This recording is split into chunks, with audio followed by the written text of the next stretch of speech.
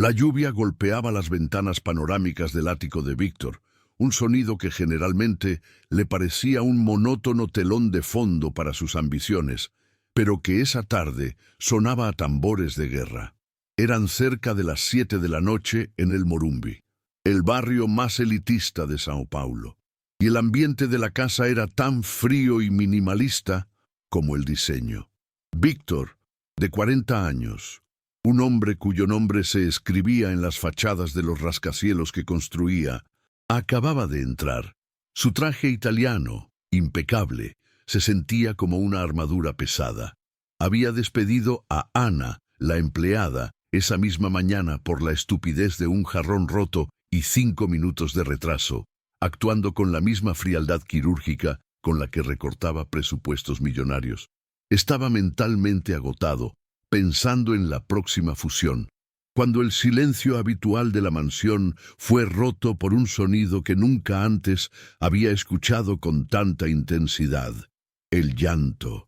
No era un lloro infantil de berrinche, sino un sollozo convulsivo que venía del inmenso salón. Víctor caminó hacia el ruido, su mirada fija y tensa, acostumbrado a que su voluntad fuera la única ley en esos 100 metros cuadrados de lujo estéril. Sobre el sofá de diseño, tapizado en gris pálido, estaba Luisa, su hija, de apenas 5 años. Su pequeña figura rubia estaba encogida en una bolita de dolor, los hombros temblaban descontroladamente, un terremoto emocional que ignoraba el costoso ambiente que la rodeaba.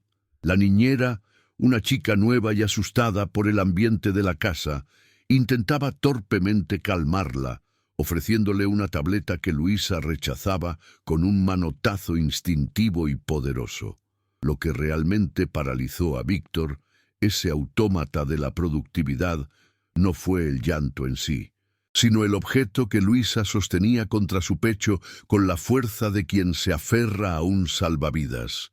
Era un pequeño muñeco de trapo, simple y hecho a mano, algo que contrastaba absurdamente con los carísimos juguetes electrónicos esparcidos por el suelo. La niñera susurró, nerviosa, con la voz apenas audible: «Señor, no para de llamar a Ana». Y entonces, el gesto que lo desgarra, Luisa soltó un alarido gutural, un grito que venía de la base de su alma solitaria, y repitió una y otra vez, casi sin respirar, el nombre que el padre había borrado de la nómina hacía unas horas. «Ana, Ana, te quiero mucho, Ana». Víctor se sintió como si una de sus propias grúas se hubiera derrumbado sobre él. Su terno de $3.000, su reloj suizo, todo su poder repentinamente no valían nada. Se acercó a su hija, con la mano extendida, intentando torpemente tocarla, pero Luisa se encogió más. El rechazo físico de su propia sangre, un rechazo instintivo y sin malicia, fue la puñalada más profunda que jamás había recibido en una vida de batallas corporativas. Sus ojos, generalmente vacíos o solo enfocados en números, por primera vez se llenaron de una angustia auténtica y desconocida. No era la angustia del negocio, sino la del alma. Ese llanto no era por el jarrón roto, ni por la ausencia de un juguete. Era el llanto del abandono. La desesperación pura de una niña que había perdido a su única fuente de calor humano en ese mausoleo de lujo. Víctor observó sus propios zapatos de cuero carísimos, brillantes bajo la fría luz del salón, y sintió náuseas. Se dio cuenta de que mientras él construía un imperio de concreto y acero, había permitido que su propio hogar se convirtiera en una fortaleza impenetrable para el afecto, una jaula de oro donde su hija moría de soledad.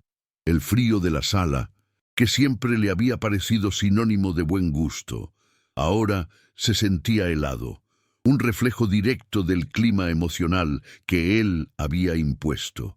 Luisa se aferraba al muñeco de trapo como a una reliquia, y Víctor finalmente entendió, con una lucidez brutal, lo que había hecho. Él había despedido a la única persona que había logrado darle calidez y seguridad a su hija, la única que la amaba de verdad, y lo había hecho por una nimiedad. Su gesto o frase marcante, esa firma de despido arrogante, ahora era una cicatriz en el corazón de su hija. La revelación fue un golpe directo. Él, Víctor, el poderoso CEO que controlaba miles de millones, había fallado estrepitosamente en lo único que importaba. Su riqueza no había comprado el amor. Solo había servido para construir muros cada vez más altos entre él y su hija. Luisa dejó de llorar por un momento y lo miró con esos ojos grandes, tristes y llenos de reproche. No lo odiaba, solo lo veía como un extraño. Esa mirada fue su humillación, su rechazo más grande. Víctor se enderezó, la espalda recta, pero la mente en colapso. Necesitaba aire. Salió de la sala y se apoyó contra la pared de mármol frío, sintiendo el vacío de su propia vida. Tenía que revertir esto, tenía que traer a Ana de vuelta, no por el jarrón, sino por ese llanto que lo desgarró. Era un plan de emergencia, pero esta vez el activo más importante no era financiero, sino humano. La trama de su vida, centrada hasta entonces en el lucro, acababa de cambiar de forma violenta y dolorosa hacia la redención. ¿Han hecho algún gesto de bondad que cambió una vida? Víctor recordó, en ese mármol frío de su pasillo, cómo había llegado a ese punto de esterilidad emocional. Su pasado no era de cuna de oro, sino de esfuerzo obsesivo. Había crecido con la carencia, y su respuesta fue jurar que jamás volvería a sentirla. La riqueza, la opulencia de esos 40 años, no era un medio, sino el fin. Había sacrificado matrimonios, amistades y, sobre todo, la cercanía con Luisa, en el altar de la productividad. Su mantra era control y eficiencia, una armadura que lo protegía de la vulnerabilidad que creía él era sinónimo de debilidad. Por eso, el descontrol emocional de Luisa era una amenaza, y el hecho de que una empleada humilde lo hubiera logrado donde él falló era una ofensa a su poder. El conflicto interno de Víctor era abrumador. Si el dinero podía comprar todo, ¿por qué no podía comprar el consuelo de su propia hija? Él había intentado compensar su ausencia con regalos absurdos. Recordó el año pasado, cuando le compró a Luisa un pony miniatura, que vivía en un club ecuestre, claro, porque la mansión no tenía espacio para la suciedad, mientras él solo pasaba 5 minutos al día con ella, preguntándole qué había aprendido. Se dio cuenta de que su amor era una transacción. Él daba lujo, ella debía darle obediencia y tranquilidad. Ahora, la transacción había fracasado. El miedo más profundo se asomaba. El miedo a no saber amar, a ser un fracaso en lo esencial. Ana, de 28 años, era el contraste absoluto a Víctor y al ambiente de la casa. Sus ojos castaños, aunque cansados por las jornadas de 16 horas que pasaba entre su propia casa humilde y la mansión, irradiaban una paz que Víctor nunca había conocido. Su uniforme de trabajo, pulcro pero con el algodón ya gastado por los lavados, era una declaración silenciosa de su esfuerzo. Ana no trabajaba por ambición de lujo, sino por la necesidad de sustentar a su madre, que padecía diabetes y necesitaba medicación constante, y a su pequeño hermano, que estaba en la universidad pública.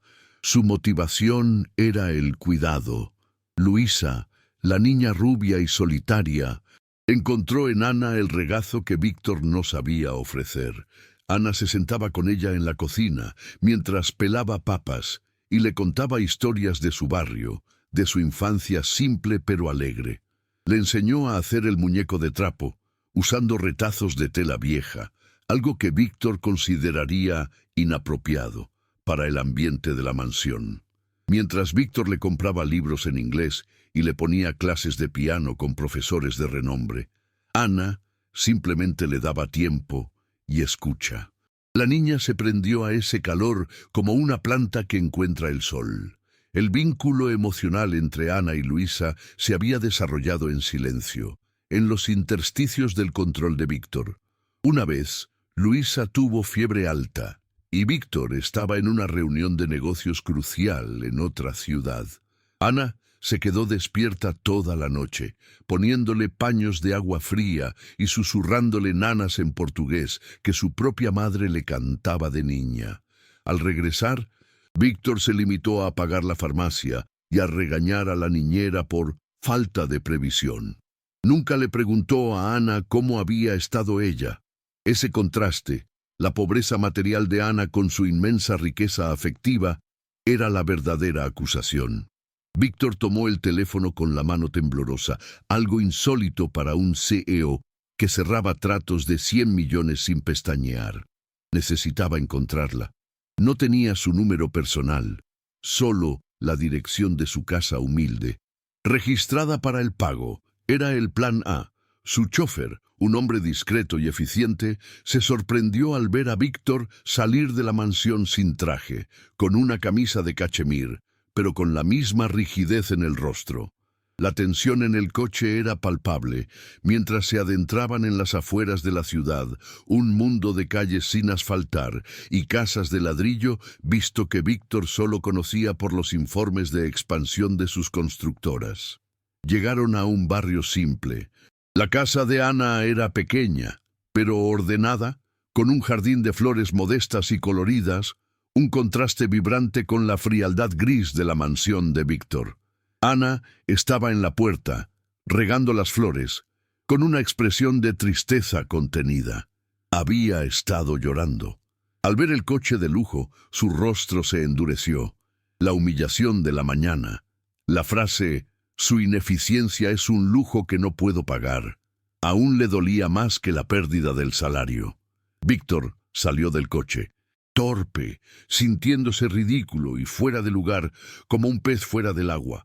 «Ana», dijo Víctor, la voz tensa, casi imperceptible. Se sintió desprovisto de su poder.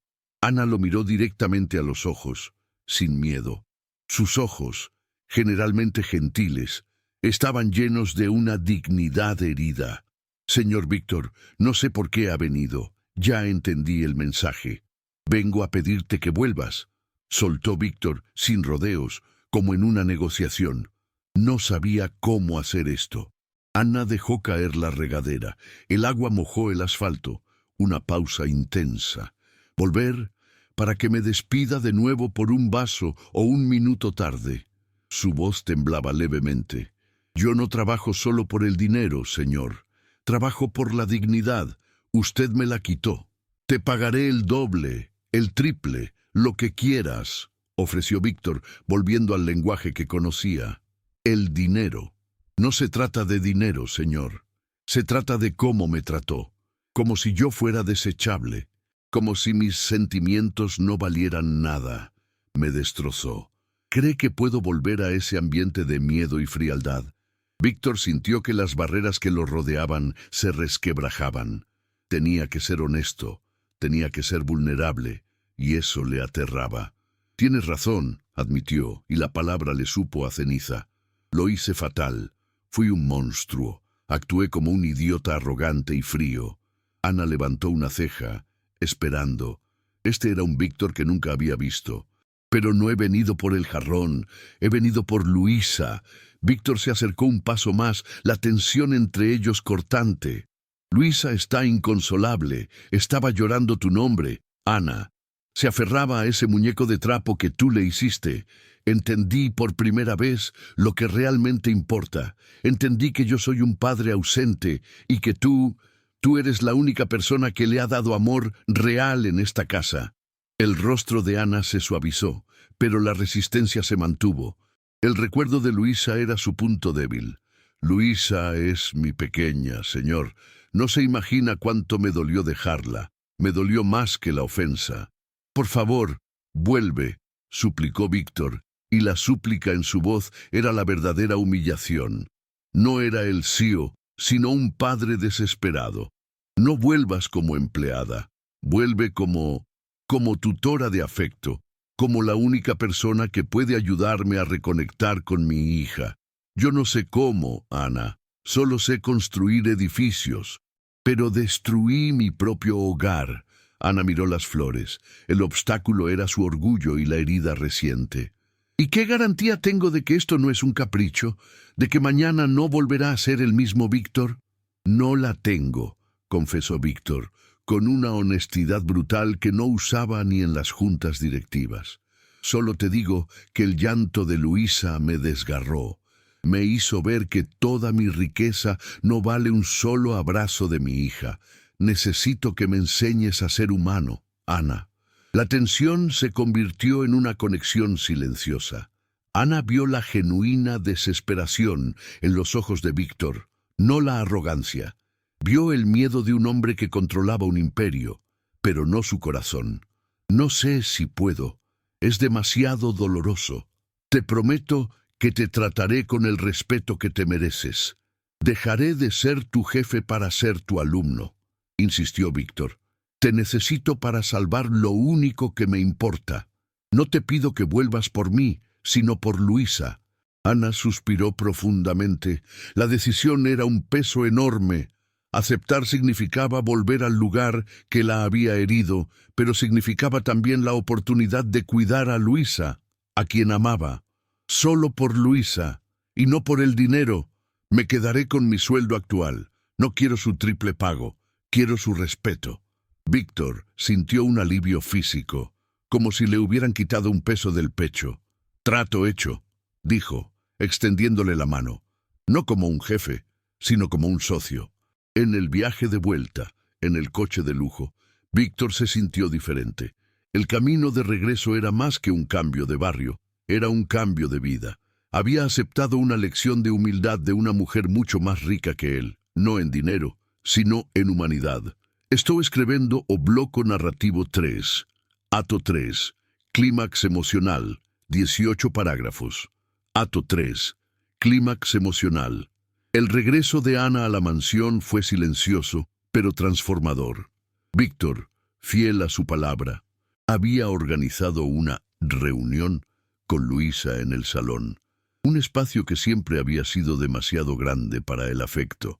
Luisa, aún con el rostro hinchado por el llanto, levantó la vista del muñeco de trapo.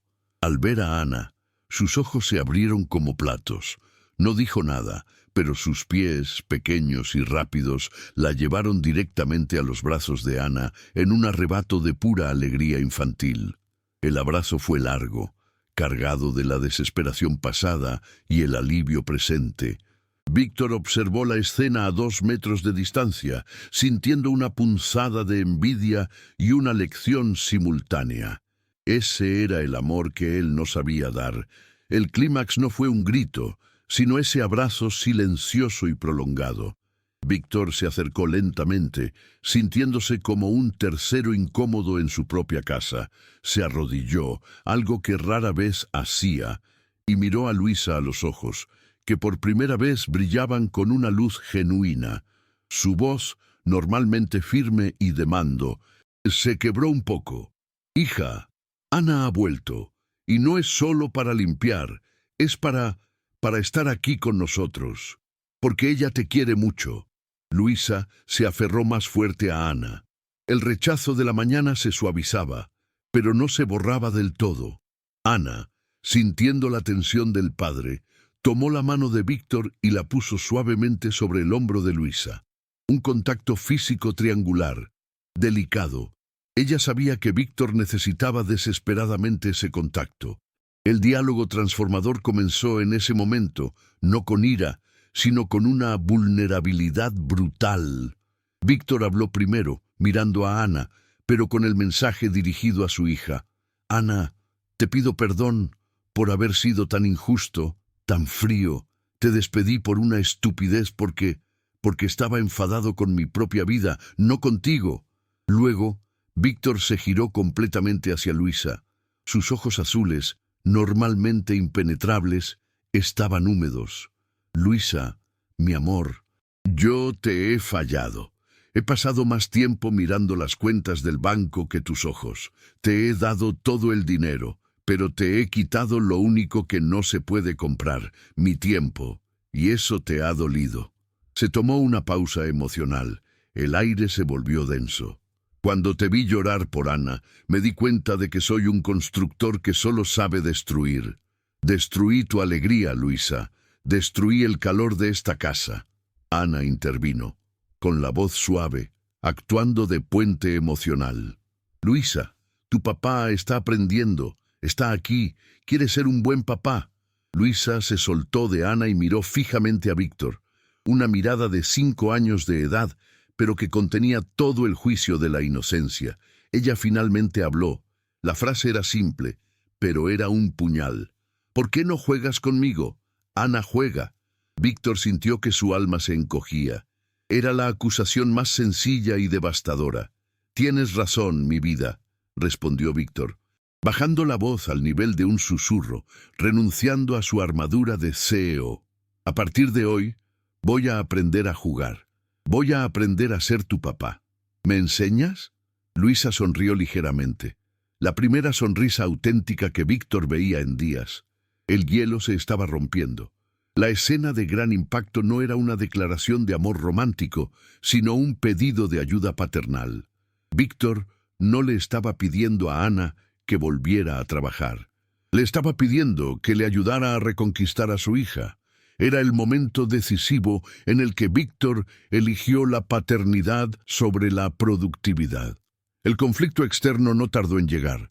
A la mañana siguiente, en la oficina, su socio principal, Ricardo, se acercó a su escritorio con la prensa especializada. «Víctor, se rumorea que has vuelto a contratar a la empleada que despediste. ¿Es cierto? ¿Y que ahora tiene un cargo especial? La gente en la junta está hablando de que estás perdiendo el norte». Ricardo, un hombre de negocios puramente pragmático, lo miró con desaprobación. El conflicto de clase era palpable. Víctor lo miró con una calma que no había tenido antes. El brillo en sus ojos ya no era de avaricia, sino de convicción. «Ricardo, lo que la gente hable en la junta no me interesa. He despedido a gente más valiosa que un jarrón y te digo que cometí un error. Ana es la persona más valiosa en mi casa. Pero Víctor, una empleada, ¿no es eso inapropiado para tu imagen? Pareces un hombre obsesionado». «Estoy obsesionado con algo que no se puede comprar, Ricardo, con mi hija. Ella ama a Ana, y si Ana le da paz, Ana se queda. Y no como empleada, sino como miembro de mi familia elegida. Su humanidad vale más que toda nuestra capitalización bursátil». Esa declaración fue la evidencia de la transformación. Víctor, el hombre que solo valoraba los números, estaba defendiendo públicamente el valor del afecto. Estaba renunciando a su estatus para abrazar su vulnerabilidad. Ana, que ahora tenía una función más de tutora y amiga en la casa, empezó a introducir cambios. Le insistió a Víctor que debía pasar con Luisa no menos de 2 horas por la tarde, sin teléfono, sin interrupciones. Víctor protestó inicialmente, citando la urgencia de los correos electrónicos, pero Ana fue firme, con esa dignidad que le había ganado el respeto.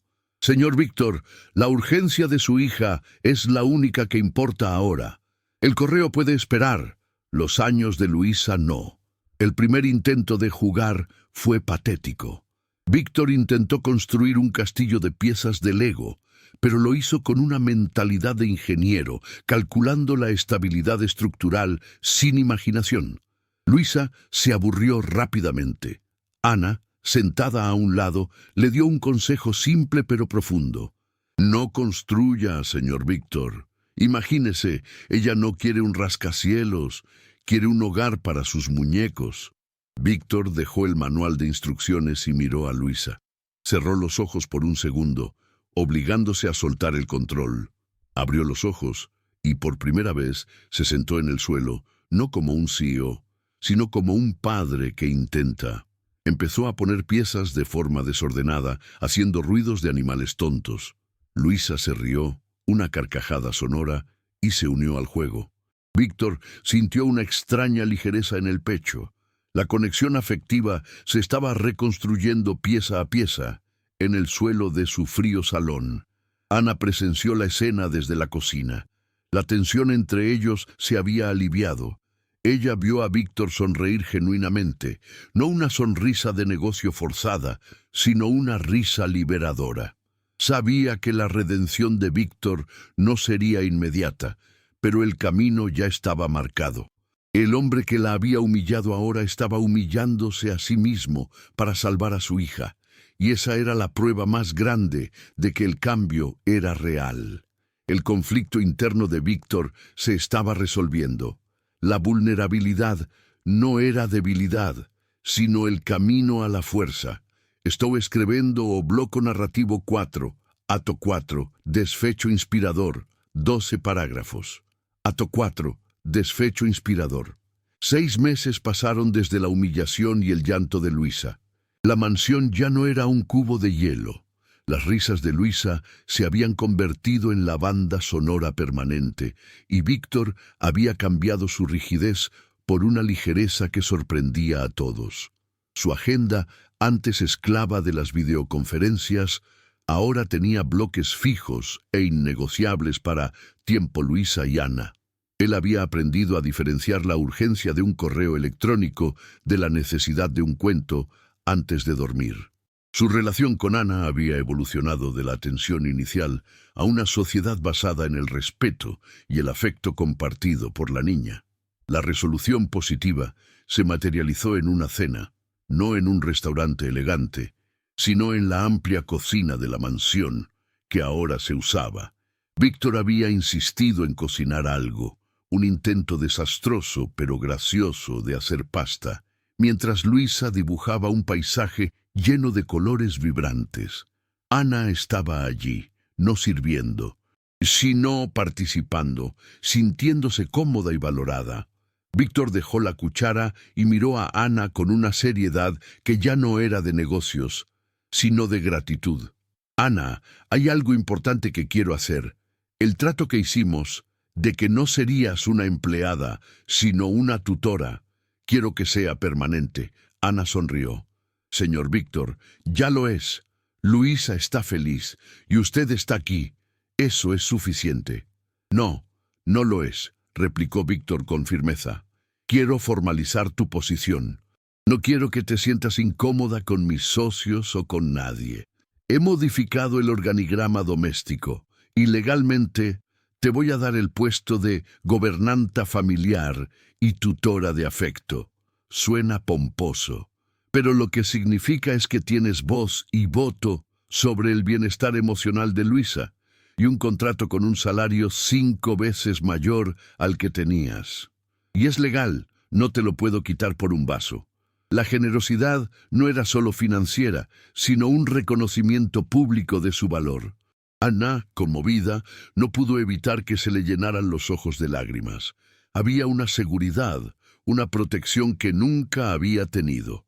Aceptó, no por el dinero, sino porque Víctor estaba usando su poder para hacer el bien, transformando la riqueza material en protección humana.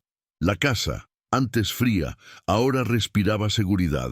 El cambio de Víctor se hizo evidente también en su entorno profesional. En la constructora, Víctor creó el Fondo Anna, un programa de apoyo financiero y legal para empleados domésticos de la élite de São Paulo que fueran despedidos injustamente o que necesitaran ayuda para la educación de sus hijos. R$1 millón fue la inversión inicial que destinó a ese fondo, transformando su fracaso personal en un impacto colectivo. Él había sido el villano, y ahora su redención se convertía en una oportunidad para otros. Un día, Luisa se acercó a Víctor con uno de sus dibujos.